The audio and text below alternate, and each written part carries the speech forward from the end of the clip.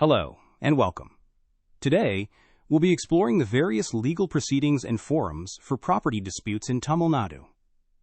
We'll begin by looking at civil trials.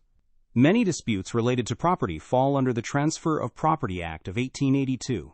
These often involve title suits, possession disputes, or violations of lease and mortgage agreements. Such cases are handled by civil courts, including Munsif, district, and subordinate courts. Additionally, matters under the Indian Contract Act of 1872 are common, addressing issues like builder-buyer disagreements, delayed possession, and cancellation clauses in property agreements. For seeking relief, the Specific Relief Act of 1963 is key. Competent civil courts can grant various orders under this act, such as injunctions, recovery of possession, or declarations of ownership. Specific performance suits, particularly for contract disputes, are also adjudicated under Section 10 of this Act. Moving on to disputes concerning the Registration Act of 1908 and the Stamp Act of 1899. These typically revolve around document validity or the undervaluation of stamp duty. A crucial point here is the consequence of non-registration. If a document requiring registration isn't registered, it may be inadmissible in court. Notably, the Tamil Nadu Regulation of Rights and Responsibilities of Landlords and Tenants Act of 2017 makes tenancy agreement registration mandatory. Without it, no proceedings can be brought under that specific act. Within the registration department itself, proceedings can be conducted before authorities like the District Registrar or the Deputy Inspector General. They primarily handle cases concerning fraudulent registrations and cancellations related to registered documents. Similarly, the Revenue Department addresses various property matters.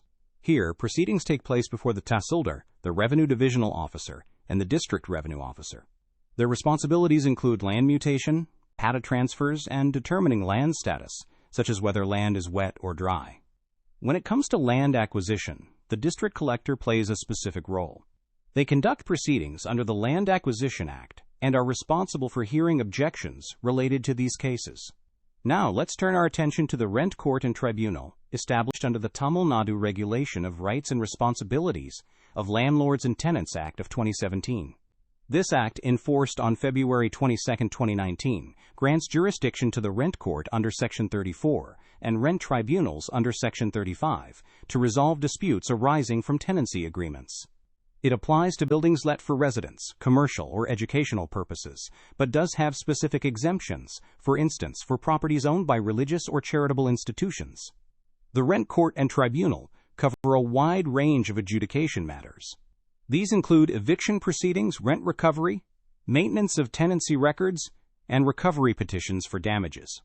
Importantly, landlords have an obligation to provide essential services like water, electricity, and sanitation. If these are cut off, the rent authority is empowered to order their restoration within 30 days, reinforcing that landlords must not cut off these services. Regarding tenancy agreements, this act makes their registration mandatory. Oral agreements are not permissible in proceedings under this act, and crucially, if a tenancy agreement is not registered, no proceedings can be brought forward. Section 21 of the Act outlines specific grounds on which a landlord can evict a tenant. These include failing to enter into a registered agreement, non-payment of rent for 2 consecutive months, subletting without consent, or misusing the premises for illegal activities.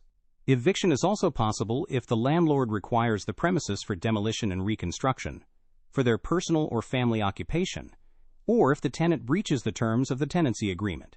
Finally, concerning notice periods for eviction, 1 month's notice is sufficient for residential premises, while commercial premises require 2 months' notice. This differs from Section 106 of the Transfer of Property Act, 1882, which specifies 6 months for agricultural or manufacturing purposes. Thank you for listening. Hello,